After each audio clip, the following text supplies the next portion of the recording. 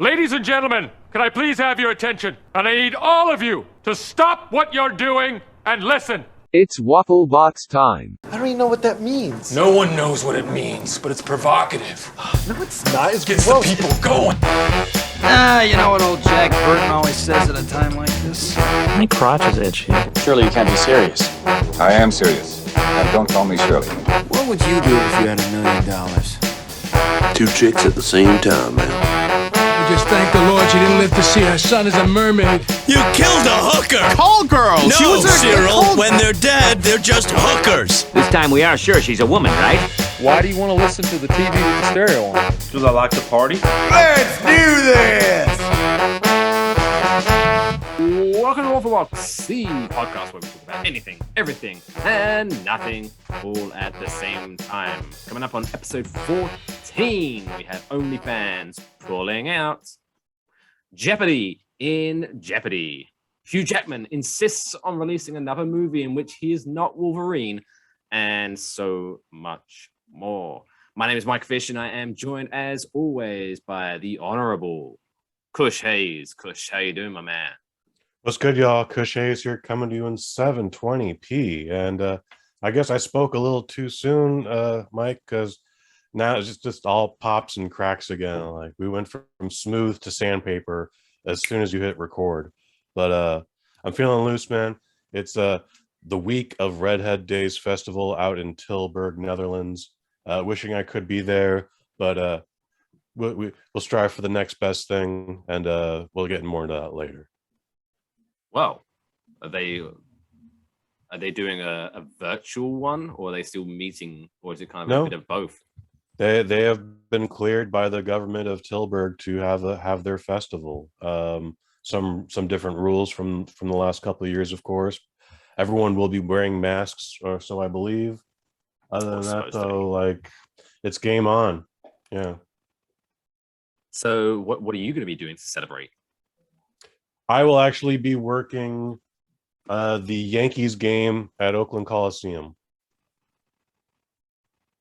So you won't be celebrating the redhead thing? I won't. I will not be out of the country. No, I should be on a plane right now as we're recording this, unfortunately. But no, it's not happening this year.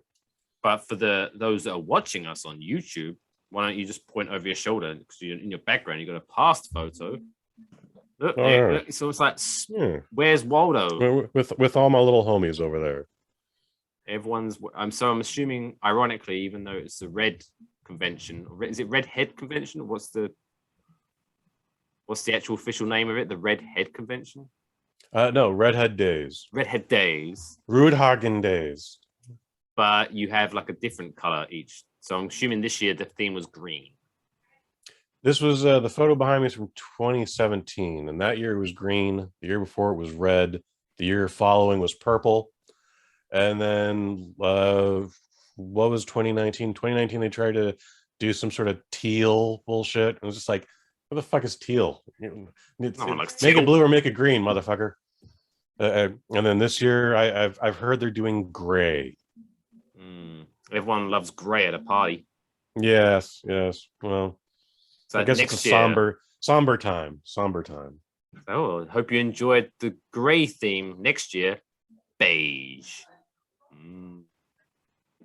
Sexual.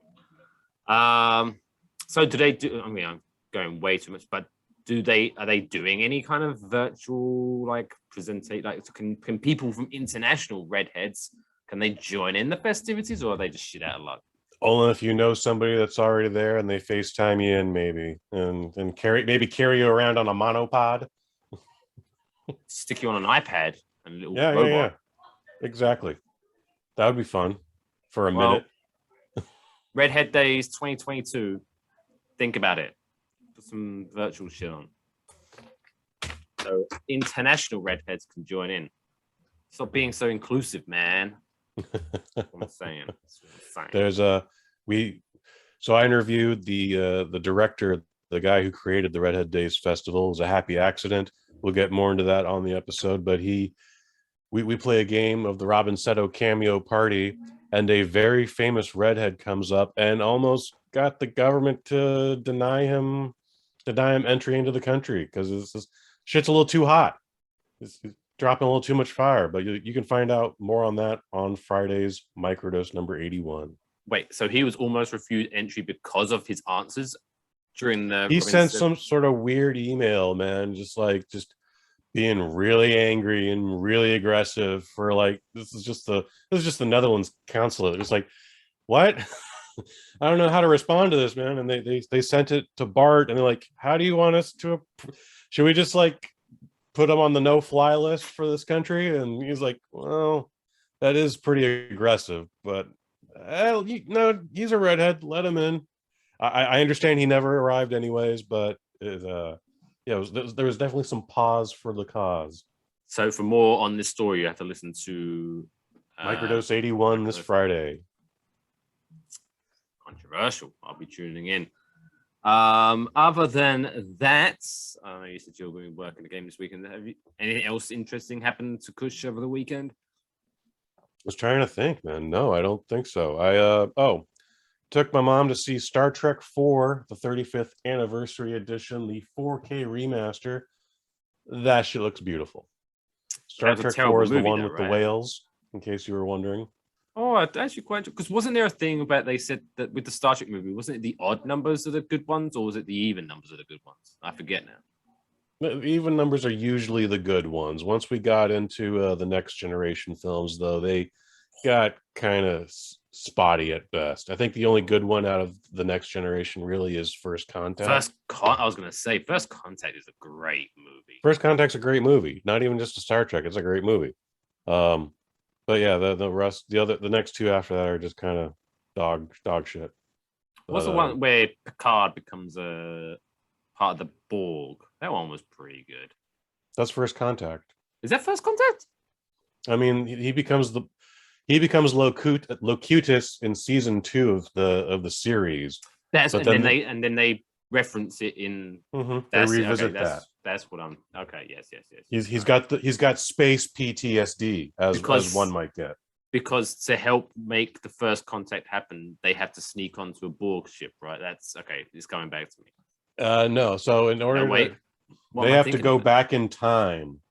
The Borg is invading Earth in modern day 24th century, TNG, and upon having their cube destroyed, they shoot out a little sphere as opposed to another cube, and that sphere goes back into time.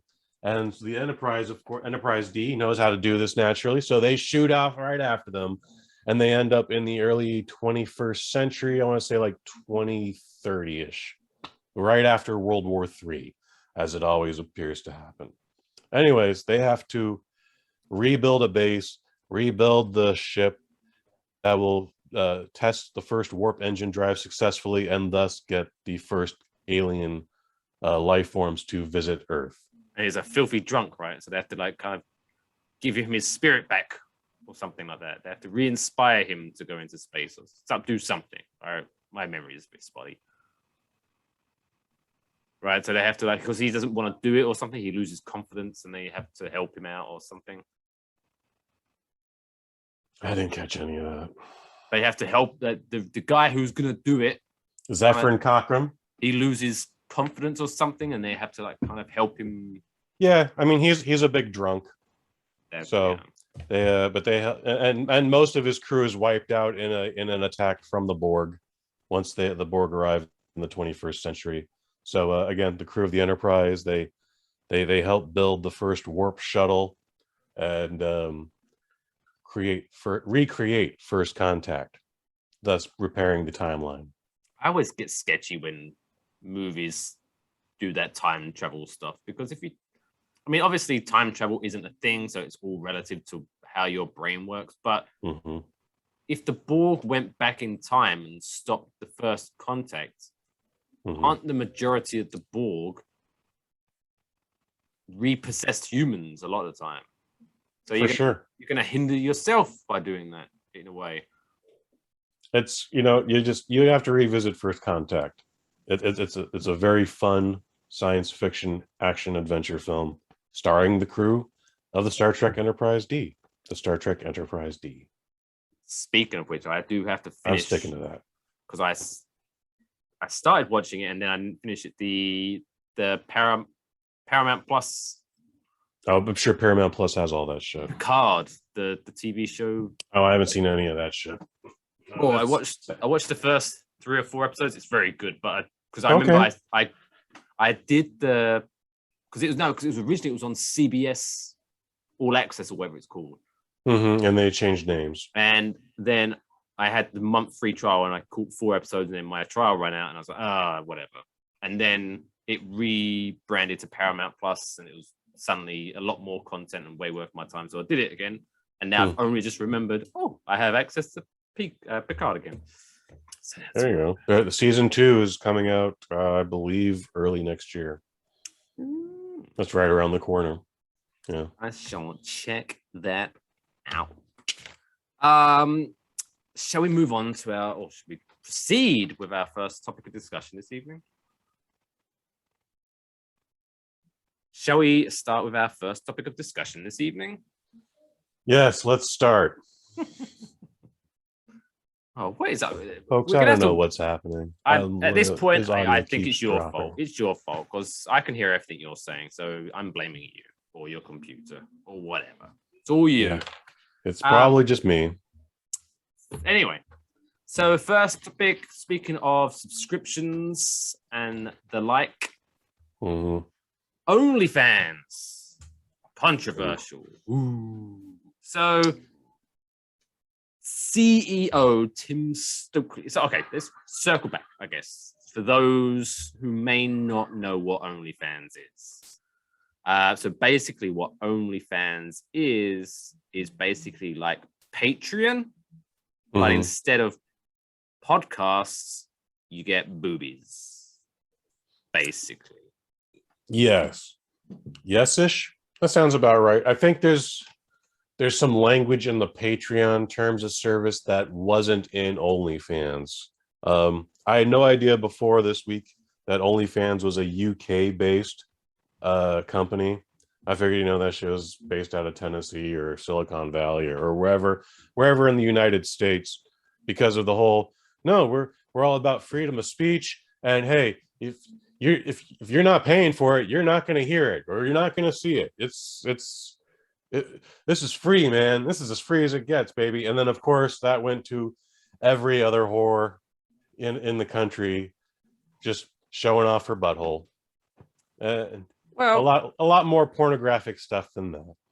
So here's my thing of it. So I can say, I mean, before we break it down into what's happening and why it's happening, I can say with a straight face, clear conscience, you can check my bank accounts. I have never subscribed to an OnlyFans. All right. However, if people want to do that, why not? Why not? Like you say, it's behind a paywall. If you then choose to, because it's not like you can accidentally stumble across an OnlyFans and go, oh my God, there's nudity. You have to go through steps to get there. So I don't see the problem. Like, right. I mean, obviously you get to the whole, this is where they're using this excuse, but I don't believe it. But, obviously you have to get some identity verification. So obviously you don't get some shady shit on there. Don't get me wrong, which we won't go into the depths of. But yeah, as long as they're of age and they're not breaking any laws, they're not hurting anyone, why cannot people earn a bit of money showing off their tatas and their hoo-hoos? And anything else in between. And everything else in between. And going back to that with the ID verification, I mean, these folks pay you real money. And that requires paying taxes, and that requires W-4s and I-9s and all that other nonsense. So, I mean, I'm sure some people snuck in 1 or 2 fraudulent IDs, but the most of the time, like, hey, this is Mike Fish showing off his butthole. Like he's shown all the proper documentation to do so, and there very it nice is. butthole, I can tell you that. For now. But yeah, so OnlyFans announced late last week, that as of I think it's October, they've given like October a deadline. where there's going to be no quote unquote pornography allowed on OnlyFans. Within reason. However, you can still show nudity. So people will still be able to show their boo-boos and buttholes. But I guess you can't show, like, penetration. You'll probably still get some nudity on there, but they're going to try and make it, like, tasteful. And if anything artistic. crosses a line, yeah, very artistic. If anything crosses a line, it will just get deleted. It'll just get censored. That's how far they'll take it. Or your account will just get canceled. And then you will not be able to do anymore with OnlyFans. So when asked what the reason behind this, so they're trying to, I don't know if this is always in the original wording, but they're trying to, so this is what they class themselves as a online fundraising platform. Like what, another version of Kickstarter, another version of Patreon, like you mentioned earlier. I guess. So they're saying the change in policy, we had no choice. The short answer is the banks. So Bank of New York Mellon, Metro Bank, JP Morgan Chase. They're bringing in blue blood money now. Like thanks to pornography or whatever you want to call it, they reached this mass of capital where blue blood, old white people money took notice and they went, okay, let's get involved in this. But so here's the monkey's paw, Mike. You got to get rid of that thing that has made you all that money, and that's the pornography. Because I mean, I made a joke about it on Twitter. I was like, well, today OnlyFans announced no more pornography, and then I bet in 2 weeks into October, OnlyFans will be announcing their bankruptcy. Right, they're gonna lose a fuck ton of money coming forward. And believe me, there are legit sites. There are people who have like, hey, watch me cook an omelet, fully clothed. No, nothing else. I'm just cooking here, and you can see me do that for $5, and people are happily paying that. Those channels exist, but 95% of their income has been. It's become like a what's like a, I don't know what the best word to say, but basically it's become a phrase in where you, like I say, I don't want to say legitimate, that's wrong.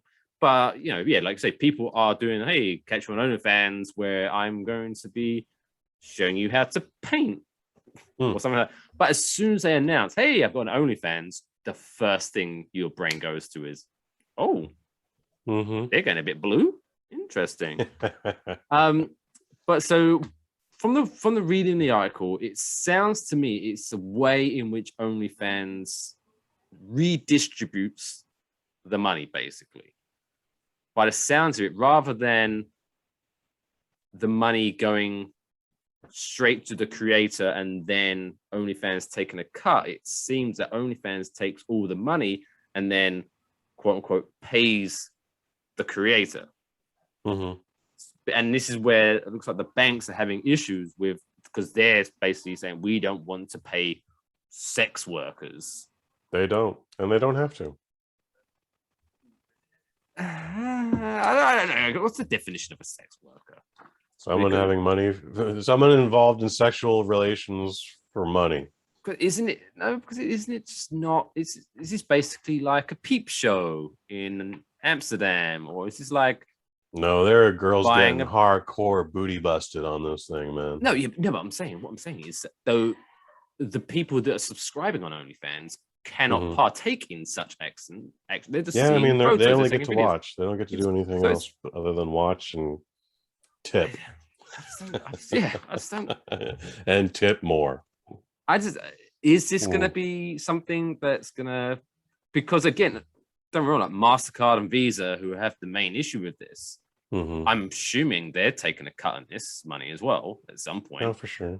Oh yeah, everyone gets a fraction of a cent on this. Is this so do you think this is going to be one of those situations where it's all smoke and no fire, and eventually, very quickly, the banks are going to be like, actually, we've rethought about this, and OnlyFans isn't that bad, so please keep giving us that money? Or do you think this is going to be... dig this, man. Like, this platform has already existed, but in its previous and still current existing form, it was called Pornhub. Okay, Pornhub pays green dollars to watch you fuck a donkey or whatever your thing is. Okay, now Never said no. what you don't want to do is go on Instagram and say, "Hey, check out my Pornhub channel." Automatically, that just sounds awful. But you had OnlyFans.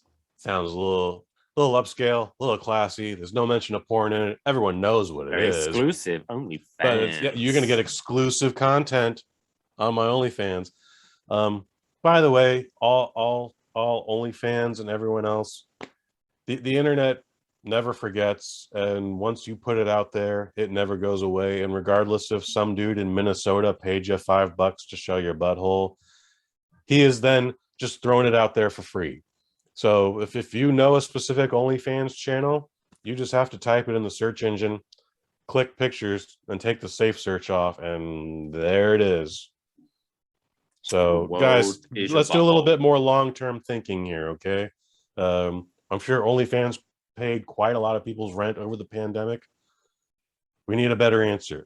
Even if you want to take off your clothes, there's got to be a better answer, because that even if you're intending to sell it, it will get out there for free. But now it's opened the doors for a more clean cut. There'll be another OnlyFans platform with another name, and everyone will go to that. And then again, there's still Apple Pay and PayPal and all the other digital currencies out there, and you can go back to Craigslist if you want. All I want to know is are we still in the clear to launch Waffle Box's OnlyFans, where people can pay $5 a month to watch you read comic books with your top off? Oh, for sure. Well, that's all that matters. That's all that matters. Yeah. As long as we're still getting some money, that's all that matters. But yeah, I'm sure, because porn changes the world, my friend. Because, like, do you remember back in the day, like when it was, what was the other version of? It was the other option. It was when VHS changed to beta, DVD, and then DVD. But then it was also, so basically, it's whatever the porn industry does. Wins, because I remember because originally some people might not know this when they listen back in the day, when Blu-rays came out, it was a battle between Blu-rays and HD DVD. And the porn industry chose to release their stuff on Blu-ray, and ultimately HD DVD lost, went away. So I think where there's a will, weird. I actually have a couple HD DVDs. I don't even know why I have them, because we didn't have an HD DVD player. I was just like, what the fuck is this doing here? So you haven't watched them, I guess? We don't have a device to watch it on. Okay? You needed an HD DVD player. Well, there you go. If you don't have an Xbox One, or excuse That's me, right, the original Xbox. Yes, Xbox was HD DVD. And then once the format died, then they did cross over to DVD, and then finally the 360. PlayStation 2 was DVD. 2 was DVDs, and then PlayStation 3 went Blu-ray, and has been, I think, going into PS5 now. Well, then most PS5s are going out without the disc drive now. Yeah, there'll be another format. People like their physical content. But yeah, porn finds its way. So, RIP OnlyFans, I'm sure. But I'm sure there'll be a new one coming up soon. So they'll be fine. They'll be fine. Don't worry, kids. They might even be due for rebranding themselves. I mean, it'll be exclusivelyfans.com. Yeah, I'm 100% sure they wanted, like, all the pop stars out there. They wanted the Dua Lipas and the Keshas to, like, start up a channel and just do that bullshit that we talk about on the Robin Zetto cameo party. Like, hey, Mike Fish, heard it was your birthday. I hope you have a great one. Bye. Oh yeah, and then they flash the top. That would be. I wish. Yeah, someone send me a video of Dua Lipa wishing me a happy birthday and flashing me. I don't care if it's in November. Make it happen. I reckon Britney Spears would have jumped on OnlyFans. Have you seen her Instagram? No, I don't. It's she just posts the same, like she's a topless photo, but she's like using the hand bra method. Really? Good for her. But she literally posts pretty much the same photo every week. Oh, really? With a different filter. It's kind of weird. That's a little sad. Yeah. It's like, don't get me wrong, I'm not passing any judgment on Britney. Free Britney. Go free Britney. But if you are having people saying that you're not all there, you're a little bit strange, and you're trying to say, no, I'm fine, I can look after myself. Probably want to keep your clothes on the gram. Perhaps stop posting the same picture week after week after week after week. But there you go. That's just my advice. I could be, it's not my business. Not my business. I think that's probably pretty solid advice there, Mike. So next, talk about the ladies. You know who else likes the ladies? Who thinks of himself as a ladies' man? You'll have to be a little more specific. Mike Richards. Oh, this is the former executive producer of Jeopardy. Well, I believe he's still the producer. I don't think he stepped down from that. He just. No, I thought he stepped down from that too. No, I thought he stepped down from that to be the host. But no, so he was going to double dip. He was going to double dip in there. Going to double dip. You almost got away with it too, Mike. If it had been for those meddling kids. See, this is the new thing now. See, you do anything, all your tweets, I haven't watched all your Jeopardy podcasts in like a decade plus. It's not saying that spec. All right, I would actually find out that I was like 2.5 people removed from Mr. Alex Trebek, but I was still didn't make me any more or less of a fan. I just went, yeah, go do your thing, Mr. Trebek. So when it comes down to like, we want LeVar Burton or we want Mayim Bialik, I got no dog in this fight. But when I heard about this, who's the Aaron Rodgers? Aaron Rodgers, that's a football guy, right? Yeah, he host one, and they were seeing if he wanted to be the permanent host. I'm like, what? Aaron Rodgers? Why not? It's an easy gig. You know, you bank a bunch of episodes on Friday, you don't come back for 6 weeks. This doesn't, I don't know, maybe. But anyway, so yeah, I don't even know. I think he recorded maybe a couple episodes. But so Mike Richards, who was the producer of Jeopardy and what's this called in France? Jeopardy. Oh. I don't even know if that's true or not. But also he's producer of I've got some flyers coming on. What, the summer? Anyway. And Wheel of Fortune. He does that amongst other things. So he was going to be the new host, which is a little bit, it's not nepotism, I know that, but I mean, like, we're going to find a new host, and after, I'm just going to do it myself. Yeah. I mean, he was probably in his right to do that, but at the same time, it was just like, come on, dude. If you just wanted to be a game show host, you're an executive producer. Bring back Password. Bring back 10,000. Bring back Match Game. Whatever, man. Like, you could be the game show host of any other game show out there. Jeopardy is like sacred to people. I mean, I know there's a lot of people, again, in my position, I haven't seen it in years, that are making way too much of a stink about this, but there's like die-hard fans out there. They're just like, don't cross them, dude. You're gonna fucking upset a lot of people. Do you know what game show I miss? Do you know what game show I miss? What do you miss? At Midnight. At Midnight was a great game show. It was fun, interactive on Twitter. So much fun. But then didn't he? I mean, he's still doing this, but didn't he get caught up in some weird, sketchy controversy as well? Yes-ish.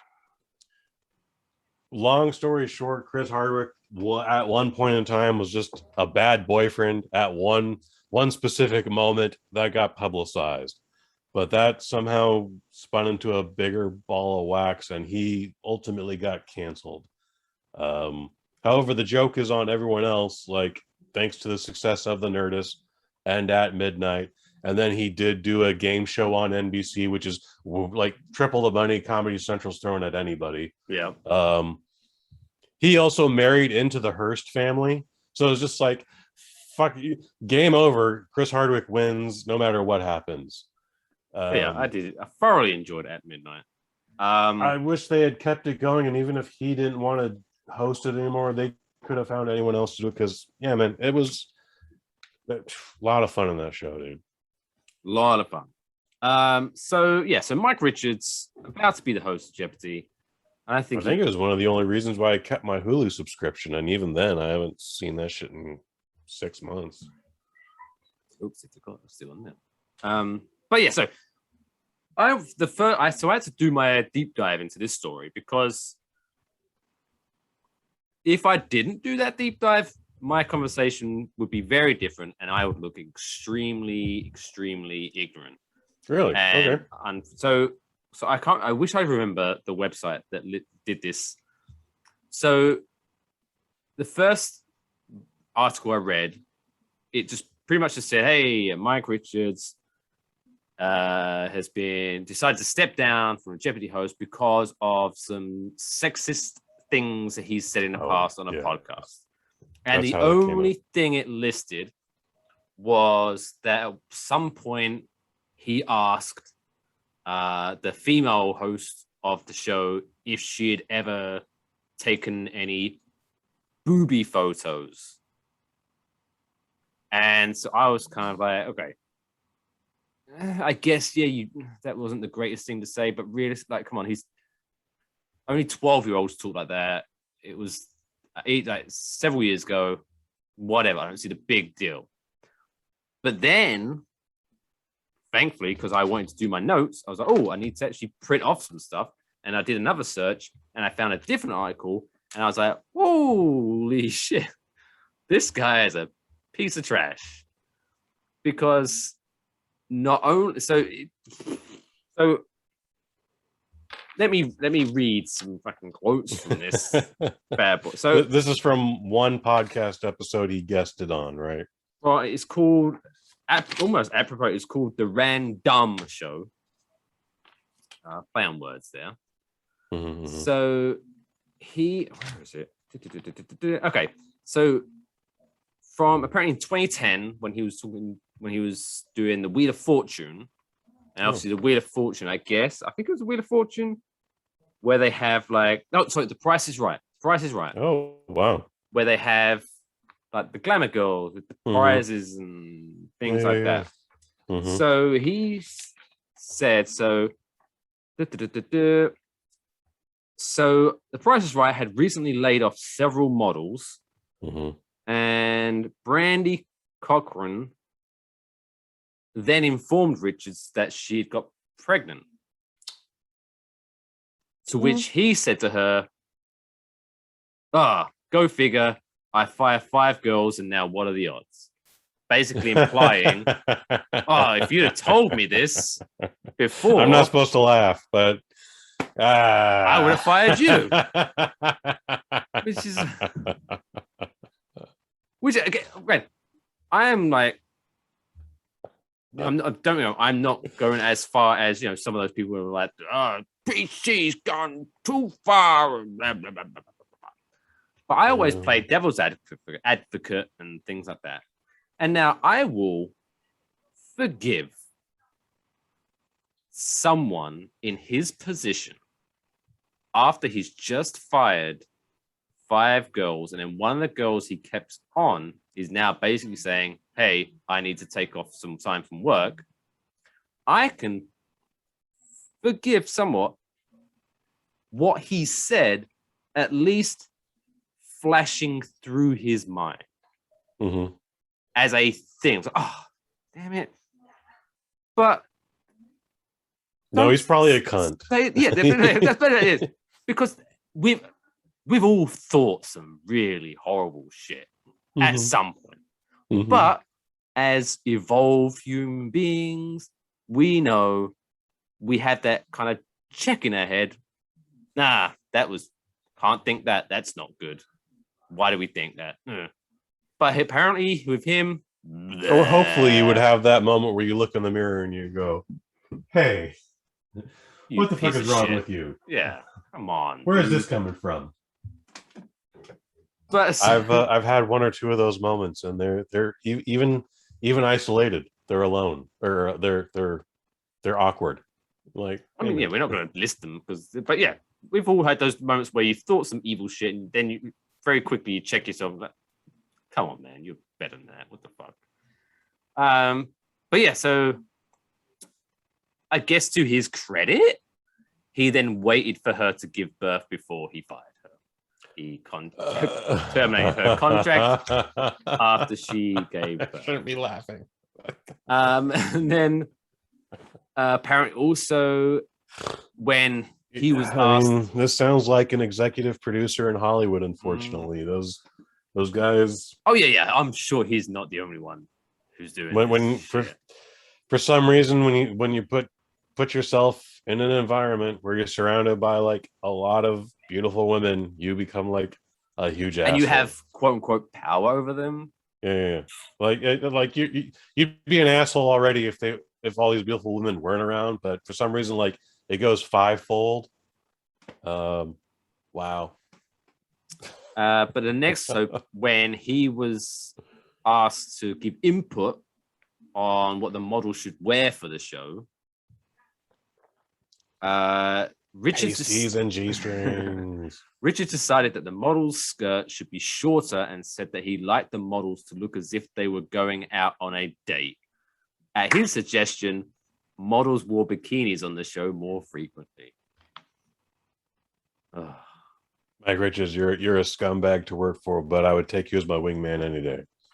And then this goes into more detail. So in the next part is where he did the quote of, "Have you ever taken booby photos?" Right? Which sounds again, if you just leave that alone as a quote, again, don't get me wrong, I can appreciate why that makes people uncomfortable. But again, in my head, I'm thinking he needs to grow up. That's it. But so the situation where he was on I think it was the Random podcast on September 4th, 2014. It was after the iCloud hack where lots of celebrities photos were getting... The fappening. So Richard asked his assistant and the co-host, both much younger women, which I don't... This is the one part that I mean, not to be the holier than now when, hey, it shouldn't matter how old the women are. Don't be a scumbag. Whether they had ever taken nude photos. When his co-host said that she had sometimes taken photos of herself when she thought she looked cute, Richards responded, "Like booby pictures? What are we looking at?" Cringe. Later, he asked to go through her phone, and when she declined, he kept asking, "Why, are there photos of your boobs?" Dude, all right, maybe you can't be my wingman on this one. Yeah, I don't know, dude. You're kind of basic. It's very creepy. Kind of a cube, dude. You're not. That's worse than a square. That's a square in 3D, man. And you're a cube.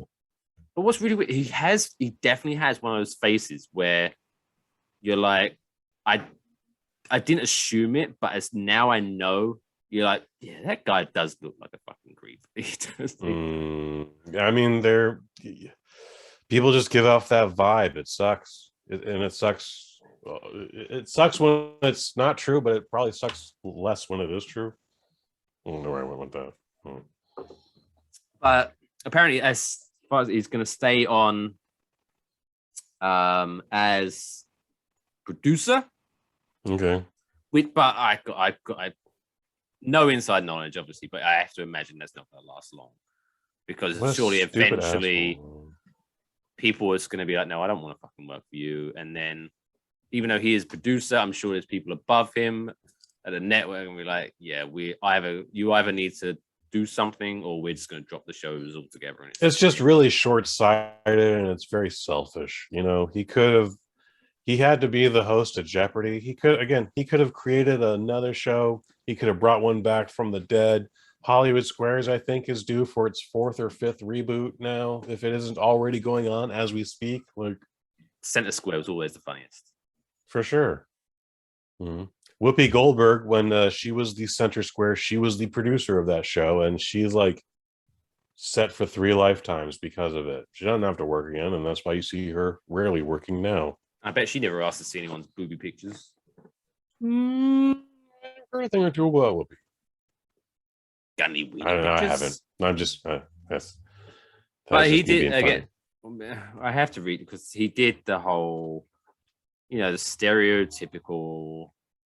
Break it down, Mike. I've been caught, but now I'm a better person. Bullshit. So after all this came out, whereas basically you're a fucking creepy pervert who obviously can't be trusted around women because you can't control yourself. Mm-hmm. He stated that, quote unquote, over the last several days, it has become clear that moving forward as host would be too much of a distraction for our fans and not the right move for the show. So he is basically said, so after all of this has come out and he has been, what's the word? Revealed as this dirty pervert, creep. He is somehow trying to turn this around. It's like, hey, yeah, he's a spin doctor. Because I'm such a nice guy, I'm gonna do what's best for the show. Fuck you. Yeah. He's just trying to spin. The bright side of all this is if he hadn't jumped on this grenade, if the social justice warriors actually hadn't found a bad one on this one, okay, like the 10 for 10, you guys succeeded on this one. Great job, guys. Mayim Bialik or LeVar Burton, someone would have brought up something like LeVar Burton doesn't pay his taxes, or Mayim Bialik grabbed someone's butt one time, you know, like that was sure to come up. Okay, but now that this has happened, whichever one of them takes over, and I understand they've gone back to the guest host format, so like this week it is going to be Blossom, and then next week it'll be Jordy or whatever they've booked. Now we don't have to worry about that. Now we can just have Jeopardy again, and the world will be balanced. So thank you, Mike Richards. You still can't be my wingman, though. You're kind of a jerk. Yeah, you ruined it. You ruined it, dude. You ruined it. I wanted this to be just a freedom of speech thing, and maybe you learned after 7 years, but I don't know. At some point, I'd just love to see. I mean, don't get me wrong. There wouldn't be any more forgiveness that I'm not going to just forgive, but it would just be almost refreshing at some point, because there's going to be others that are going to be found out. It's going to happen again. For sure. Just one of them, rather than to be coming out with this BS. Oh, I'm grown as a person since then. Blah, blah, blah, blah. Just to be able to go, yeah, I'm actually surprised it took this long for you to find out. I'll be off then. Bye. He hadn't put himself front and center of one of the biggest game shows in existence. I mean, I don't know if it's I'd say Price is Right is bigger, but Jeopardy top 5 for sure. Just in case I missed it, because I've been trying to play along and pretend that our audio hasn't been cutting out, and I think so far so good. But what's your source on this last set of details, Ben, Mike?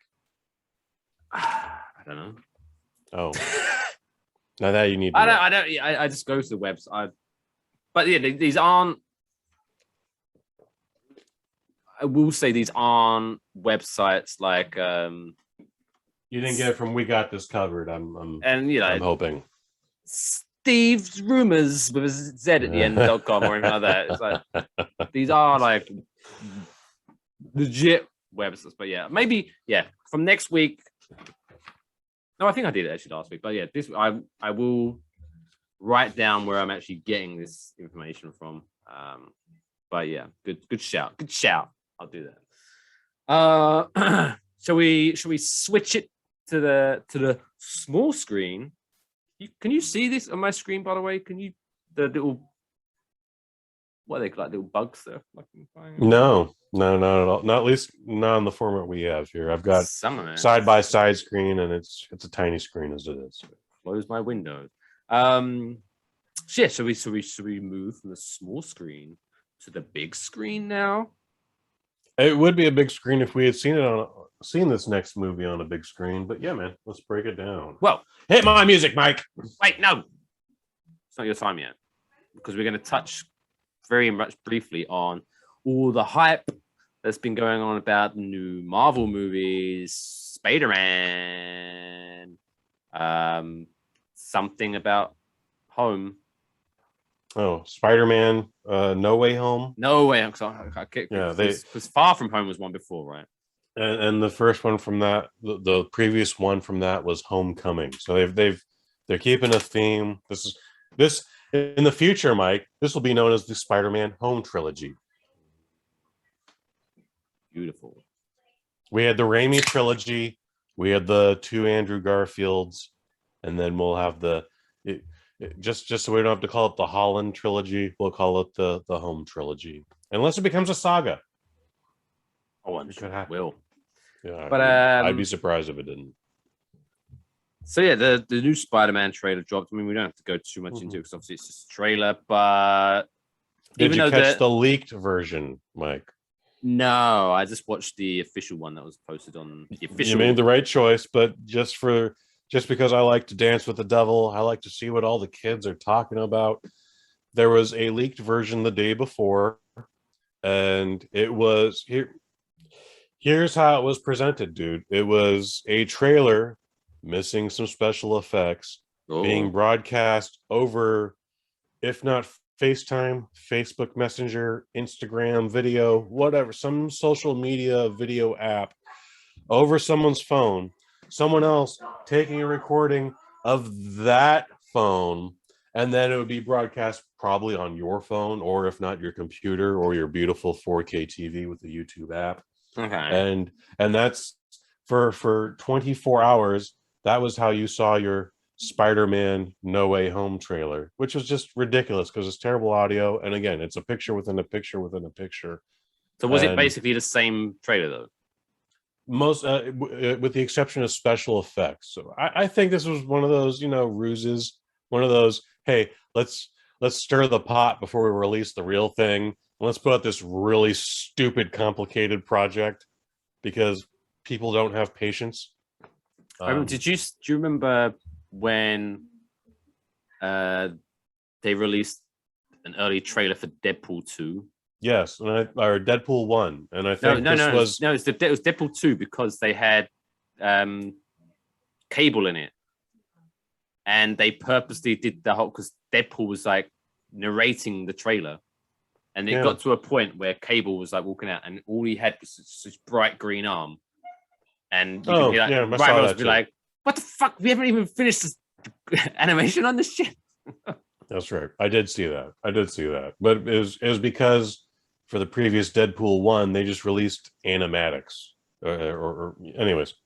Oh yeah, because that was the big long story short. I think stuff, the leaked trailers were a ruse. I think Sony did that intentionally because as of right now, as we speak, in Las Vegas, Nevada, there is a cinema industry convention happening called CinemaCon, and you have to be a theater owner or a video store. For some reason, not much media. So like we couldn't just walk over there, pay them their $1,300 and say, "Hey, Waffle Box here, hook it up." They'd be like, "Who the fuck are you? You're not Ralph's Magic Movie Video Store?" "Well, no, get out of here." And you'd be like, but hey man, Waffle Box. And they'd be like, "You're not a movie theater? Are you a movie theater? Do you sell chicken and waffles at the movie theater? Is that your?" And you'd be like, "No, man, we're a podcast, Waffle Box." And they're like, "Yeah, we're not taking your money, but I'm paying you in cash." Like, I don't care. I don't care. That's how we go. So, anyways, sorry. Long story short. Side note though, before we Sony, Warner Brothers, Paramount, all the big studios, Universal, as of right now, they're showing off what they plan to release over the next year. And I'm not. Last night, Sony showed the new Ghostbusters movie. I know you're very interested in that. But then like MGM only showed 9 minutes of the new James Bond movie. So it's little things like that. It's like E3 where the guy from PlayStation comes out and goes like, "We have many new developments in this industry and blah blah blah, and we're going to re-release such and such GTA 4 for the 5th time." Little things like that. Anyway, that's why there's a new Spider-Man trailer. Yeah. I don't care what the event is. If I can get media credentials just from this podcast, that'll be the best day of my life. We bank enough episodes, we'll be able to do that. I've done it. It's fun. But yes, obviously, I mean, it's just a trailer, so there's not really much to go into it. But it's very interesting that they finally I mean, I'm not sure it's just the thing that started it, but obviously it's a continuation almost of like where, like, for example, Free Guy, which we spoke about last week, where this is the realization now of Disney owning the world, where they can just take from everywhere. Now you've finally got the original, or I wouldn't say even the original, but older versions of Spider-Man coming in with the modern day MCU. And it's, you know, they obviously it hasn't been confirmed and you haven't seen anything, but the fact that they have the bad people from older Spider-Man movies, you have to think that we're going to see other versions of Spider-Man, and it's going to be very exciting. It's been heavily speculated that we'll get not only Andrew Garfield but Tobey Maguire in this newest edition of Spider-Man. I'm hyped. You know, I would welcome that as well. And until it is confirmed, I am not going to hold my breath because I need to spend my energy on other things, man. And I'm happy to talk about this because it is a thing out there right now in pop culture. But folks made way too much of a deal where they're like, when do you think they're going to show the trailer? Do you think they'll show it this week? Do you think they'll show it on TV? Or do you think it'll just go straight to YouTube? And it's like, hey, Bal, I feel confident saying that the release date for this movie is already on your calendar. I don't know why we need to sell you any further on this. Yeah, like, I bet you could go in super blind and this would be still the greatest movie ever for you. Like, the worst thing you could do right now is watch this trailer and be utterly disappointed. Yeah, I wish that at this point, especially Marvel, they could definitely take the risk. And I don't think it'd be that much of a risk. For example, in this movie, just have the trailer be just a white screen and have Tom Holland just walk out and just be like, hey, Spider-Man 3, new Spider-Man December movie. 16th. This is when it's coming out. See you there. And that's it. Because, like I say, most people, we're going to see this anyway. Like this, there was, at this point, I would say 98% of the people that watch this trailer were going to go see the movie regardless. Yeah, you're this in sold or you're no out one. right now, man. They just wasted money on editing this trailer together. Like, they could have saved that money. No, I mean, they haven't. But they could have. They would not have lost money if they hadn't. Even if they hadn't released a trailer, they just put out a still image. This is when the movie's coming out. It would have still done big numbers. It was. But yeah, I can avoid the people who are like freaking out. I knew I was going to see the movie. Just give me the date. I don't need to see a trailer. Yeah, give me the date. I'll be there, baby. Don't worry. Yeah, don't worry about that. Just give me a couple of days notice so I can get my outfit ready. Calm down, man. Guys, there's an app out there called OnlyFans. Maybe you need to release some tension. It'll be up for at least till October. You got another month or so. Speaking of movie, okay, this is where we can hit your music because this is going to be a future trivia question. Oh, hey, right. Which movie had a budget of $70 million and grossed $2 million on its opening weekend? What is Reminiscence? This is Kush's movie review. This Kush's movie review. Ah. Do we need a longer jingle, or do you reckon that'd be good? Yeah, we can do something on Fiverr later. It'll be fine. You're paying. No more porn on Fiverr. I'm surprised there's no porn on Fiverr. Why is there more porn on Fiverr? just putting your little request in. I would like 2 women to be. Here's my commissioning porn on Fiverr. Here's my $5. More porn on Fiverr. Could you kiss her? Because I like the women kissing. I like it. Go for it, Mike. Go for it. Good. You've got my stapler.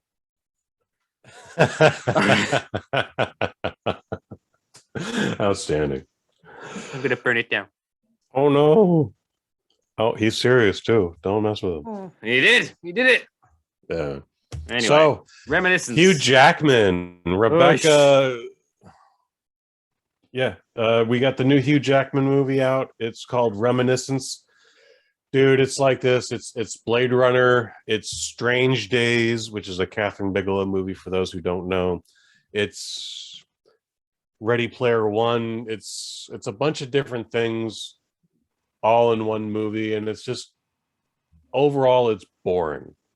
Now, let me break down the plot of this. It's we're in the near future. Ooh. Global warming has taken effect. Polar ice caps have melted. Parts of Miami have flooded, as will happen. There are no more landlords. There are land barons, and I don't necessarily know really why they're a big deal, but they are. They sound bad. But then there was this special technology made by the federal government where they're going to probe your brain, and instead of just like, doing the stenography test where they ask you, did you do this? Yes. Did you do that? No. The lie detector test. They're just going to suck the memory right out of your brain, and whatever you witnessed, that's what we're going with.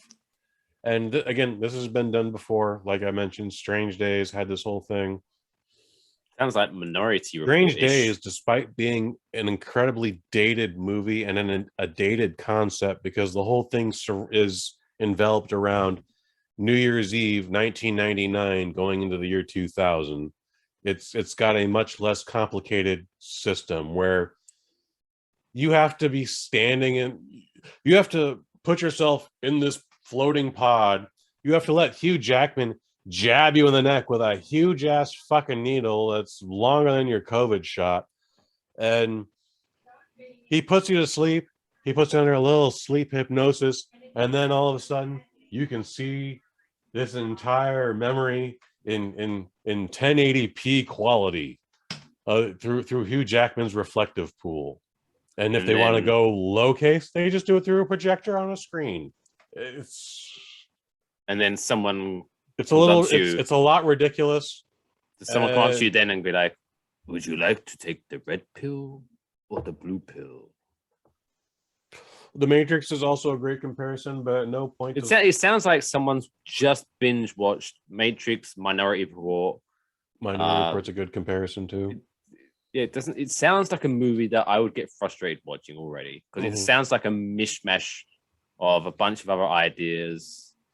Well, like I told you, so this is a tool that law enforcement is using to solve cases, murder cases, kidnapping cases, etc., etc., etc. But this technology has also gone commercial. So such and so woman from Westworld, the Clementine from Westworld, she lost her husband once upon a time, and so she has this memory of one day where they just made love all day, and she comes in once a week and she pays Hugh Jackman X amount of dollars to just relive this memory over and over again. And at one point, Tandy Newton, also Westworld, hands her a floppy disk and just goes, "Look, you're in here every week. You visit the same memory, unlike the rest of our clientele. Just this is on me. Please take this home. You can use this anytime you want. Obviously, we'll take your business." And she's like, "No, I don't want that. I don't want your floppy disk. The memories in that pool. I can feel my husband holding me and making love to me, and blah blah blah." And she's just like, "This crazy bitch." I don't want your floppy. It's trying to be, again, I mentioned Blade Runner, and that was a pulp noir sci-fi thriller. And so we get that. And where that comes in is the redhead from The Greatest Showman. That was also starring Hugh Jackman. Great musical. Wish I remember this woman's name right now. She's in Mission Impossible, the last 3 iterations. Rebecca such and so. Yeah. Anyway, she just comes into his life one day and just kind of infects him. Like he's just captivated by her.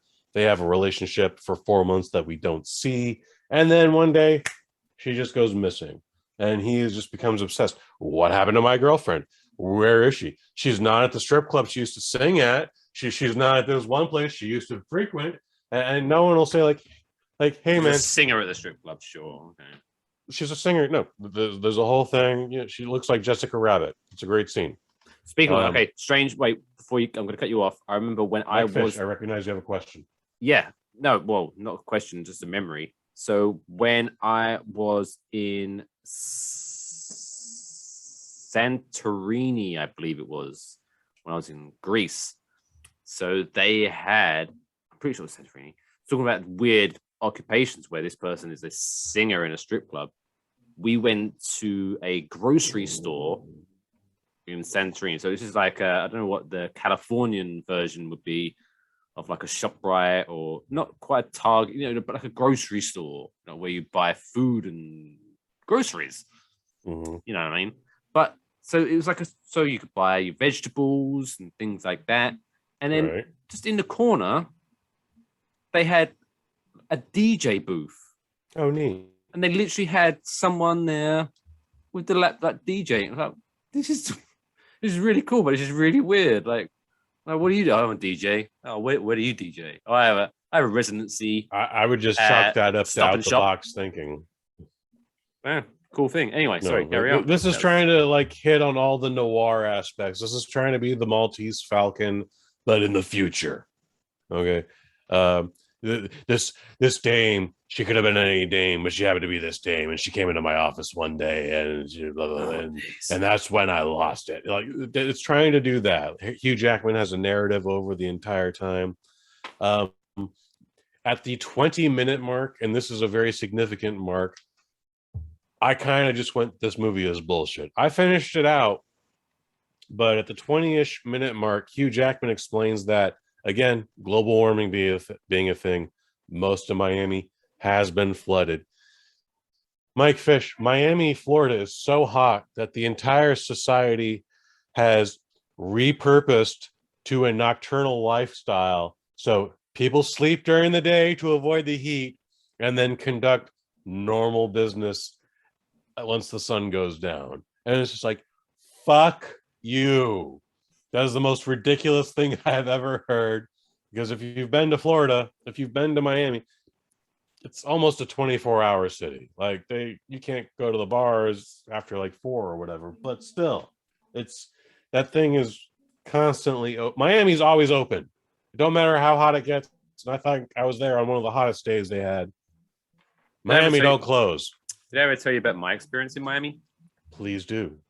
So me and the fellas went to Miami, and so in England we have the mentality, because a lot of bars generally close around 11 o'clock in England. Oh, I guess wow.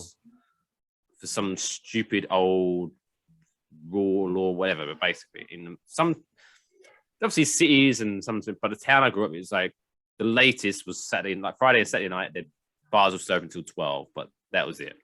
Wow. So we had, just growing up, it was just ingrained in our head. When we'd go out for a night out, you wouldn't even have to say, you just say, hey, are we meeting at this bar? Yes. And you just knew, be there at 7:30. That was just, we'd go out at 7:30, and then you just drink before, and then 11 o'clock comes, off we go home, drunk, and because you learn to drink enough to get your night out within those hours. Dig it. So we went to Miami. First night, we get ready and we head out at around 7:30, 8 o'clock.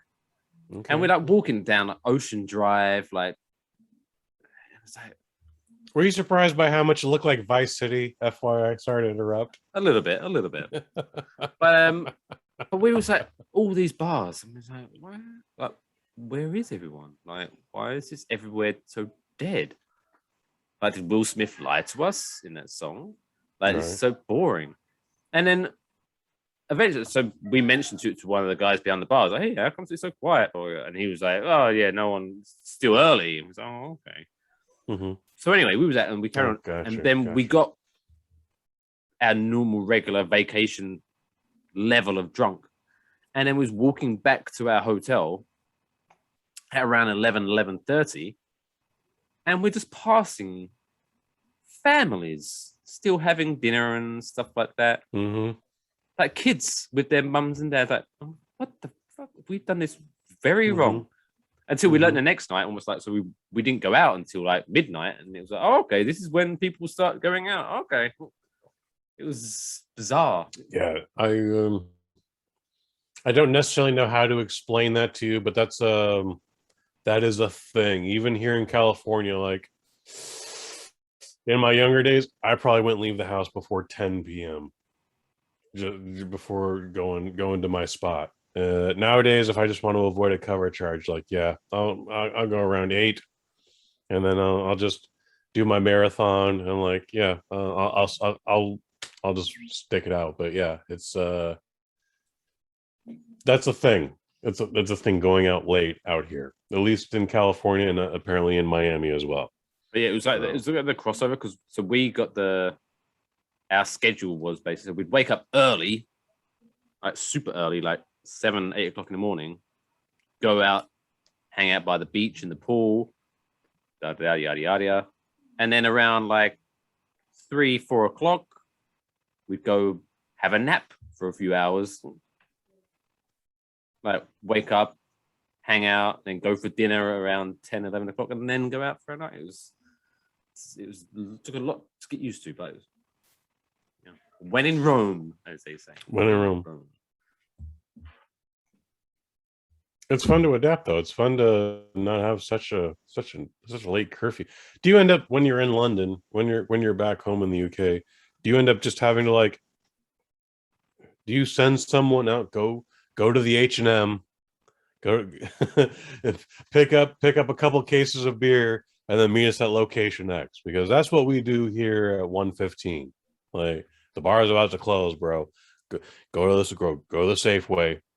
Make sure you get the 30 pack of beer, and then meet us at the spot, and we'll meet you there. Normally, that spot is my parents' house, so it's like they're good sports, but it's normally like if I catch them going to bed, and there's me followed by 3 or 4 other guys, and like look at me, it's like, we're gonna be in the backyard, and we just like walk through with our beers, and we sit in the backyard until like 3, 4 o'clock in the morning, depending on the weather. We used to be in the backyard, shit. Yeah, but yeah, normally you have if the night's going, if you're having fun, there would generally be an after party, I guess you could say. Should be if you're having fun. Yeah.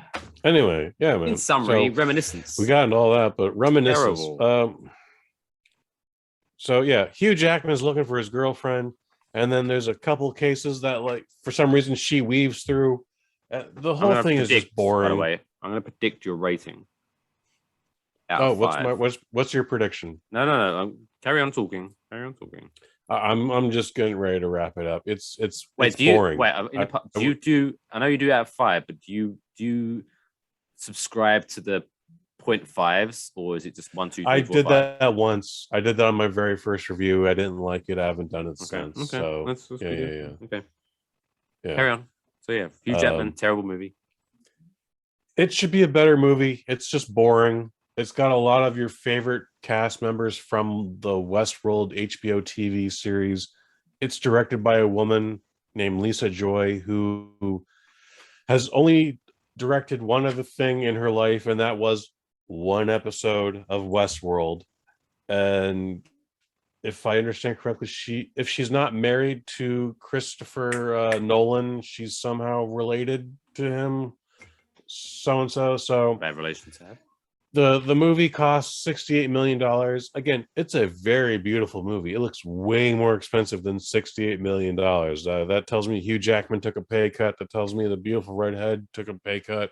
Like, people tried to make this thing as best as they could, and it just doesn't work out. You can currently watch it for free on HBO Max, which is how I saw it. Upon my visit for seeing Star Trek 4, I would find out it was an IMAX, and I went, that would probably look really good in IMAX, but I don't care to fucking see it ever again. So my review is like, well, I want to give it a 1, but maybe I should give it a 2. But it's a 1. That's the knee-jerk reaction. 1. Oh, I went. Oh, 2. I was gonna go 1, and then I was like, no, he's not gonna be that mean. He's gonna give it a 2. Oh. It's not a 0. It's not Slender Man. I wasn't angry leaving it. It's just, yeah, it should have been so much better, considering who's in it, considering what it is about, considering the technology it's using, considering the premises that's being recycled. It should have been just so much better. So I would actually recommend go watch Catherine Bigelow's Strange Days, starring Ray Fiennes and Angela Bassett from 1995. Why not? And I would recommend watching Seven. Great movie. With Brad Pitt. And Morgan. Great GD movie. Great. What's in the box? What's in the box? Tell me what's in the box. What's in the box? That's the new Get to the Chopper. He doesn't know. Is it? I haven't watched that since that guy was revealed as sex being pervert. I haven't seen Seven in maybe since the first time I seen it, to be honest. Yeah. I mean, it's a great movie. It sticks with you. I had no desire to see it again. Yeah. Why? It's a horrible visual movie, Blood. I don't. Okay, yeah, it's not. Yeah, it's a not lot happy of go ugly lucky. shit happening in that movie. Great, again, great goddamn movie. Don't want to ever see it again. Like that, and like Alien. Like The worst is when they go in, and the dead guy, tied to the bed with the air fresheners all, and then Sloth. the guy gets close and he's like, ah, he's still alive. That's a great scene. That's a great scene. Don't want to relive it. He's been through hell. There are amazing movies that you don't need to see more than once, and there are terrible movies you should never see more than once. Indeed, that's a good Venn diagram, I think. Is there a Venn diagram? Be a Venn diagram actually, but yeah, spectrum. I don't know, whatever. Anyway, that wraps up this week's Waffle Box. What we got coming up this week? If you are into your sports, you like your sports, check out my other podcast, Claret and Big Blue, where we discuss soccer and football. West Ham have just been declared unofficially the greatest football team in the world ever because after 2 games out of a 38 game season, we are top of the Premier League. So there's still 36 games to go, but screw it, I'm taking the victory now. Number one. So I'm celebrating that. Also, okay, so we've launched some more. I have launched some more social media stuff because I want to talk about some certain stuff. So it's kind of gone on a little bit of lay-low, but don't forget, if you want to follow this show on Twitter, go to Waffle Box Pod at Waffle Box Pod. If you want to keep updated on, so it's going to be happening sporadically. So there's no set plans yet, but for when I do the live talk show with guests on Twitch, that is at Late Night Syrup Connection. And also, if you want to just read about wrestling, my thoughts about wrestling, because wrestling is very interesting right now, you can check out at Waffle Slam. Oh, that is exciting. So I've been live. I'm sorry that we're tuning out here. In 300 words or less, what is your thoughts on CM Punk? It's amazing. It's amazing. He is my favorite wrestler. For a long time. I was very disappointed when he left, but I understood why he left, and the fact that he finally came back I was just just for my personal, it's just very happy to see it. I was so excited to see it come back, and just from a business standpoint, I don't know if you've seen like ratings numbers and stuff like that. I don't know if you've... I didn't even see the event. I just saw it all on Twitter, and I was like, "Oh, okay. This is a subject we should have talked about." I'll send you a link just to his please. entrance. You need to see. Holy shit! Okay, please. But just on a needle mover perspective, right? So okay, so AEW, All Elite Wrestling, the company that he came back on TNT. to wrestling, so he hasn't been there before, but yeah. So he did that on a episode of AEW Rampage, which is on a Friday night at 10 p.m., which is not a great time slot. Friday night at 10 p.m. So their debut episode of that show did 700,000 viewers, which isn't too bad, I guess. It's a pretty good number for today. Yes, indeed. So 1 week later, so 7 days later, he comes out, technically unannounced, but it was rumored on the internet and that he was going to.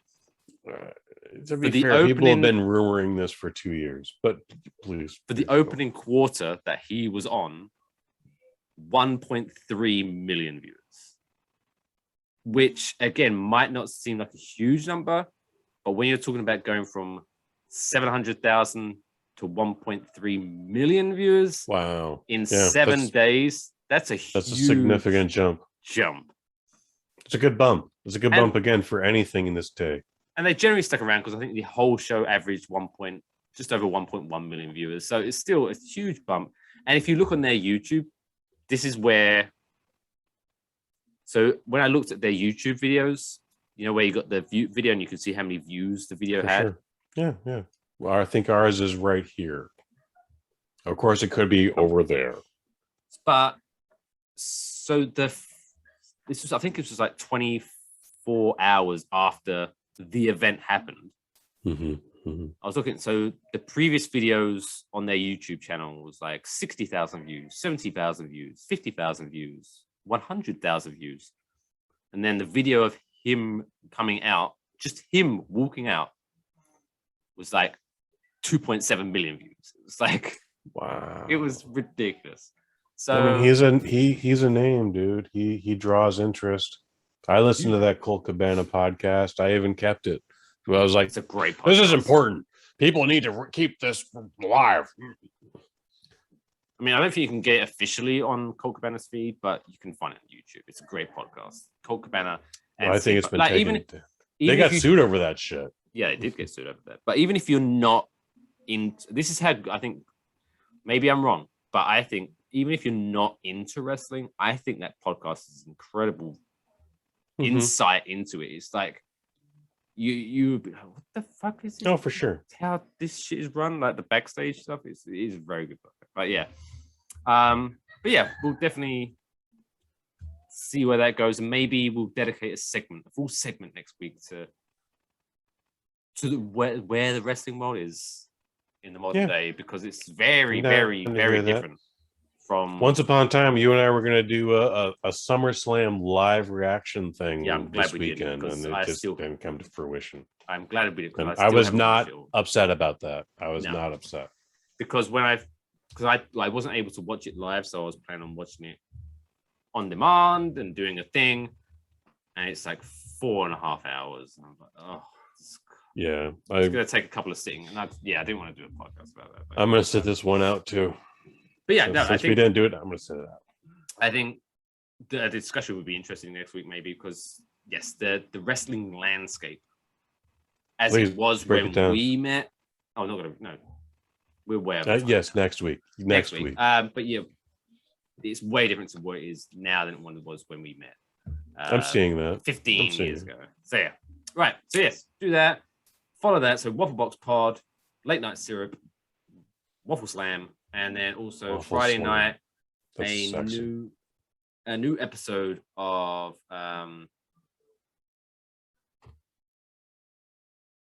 Oh, you're talking to me.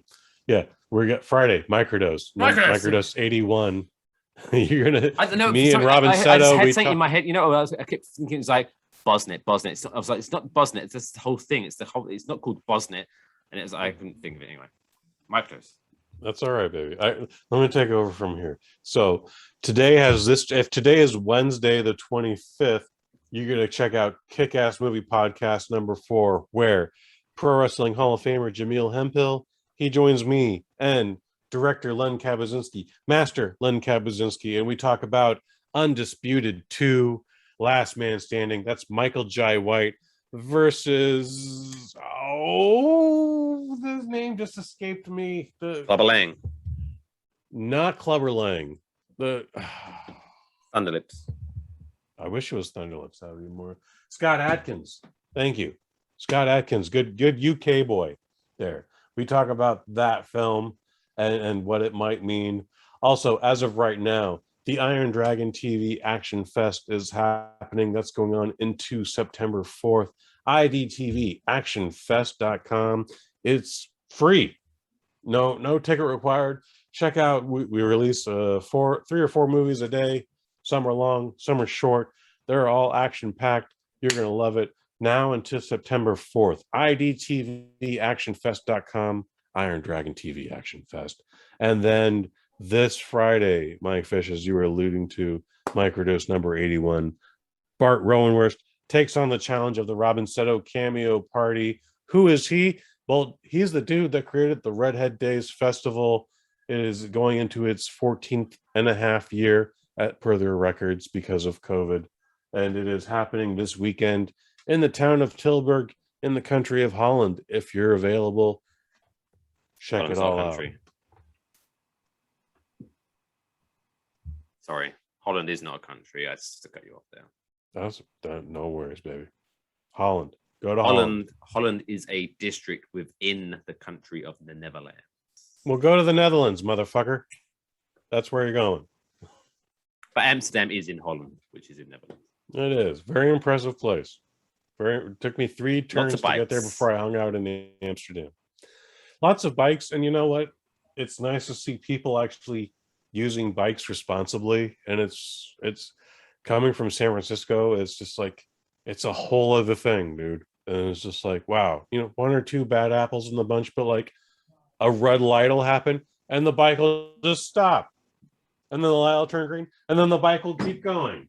And unlike San Francisco, probably even New Jersey, where they just fly right through and then get mad when you hit them with a car.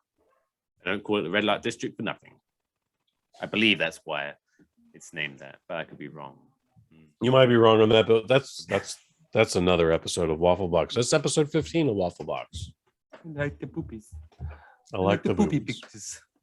Anyway, so yes, check us all out at _ So for all this, follow us at Mr. Mike Fish, MR Mike Fish, at Kush_Hayes, at Waffle Box Pod, on all your social media networks. If you are watching us, thanks for watching us. Make sure you hit that subscribe button, hit that like, hit the thumbs up button, hit the bell to get the notifications whenever I upload a new video.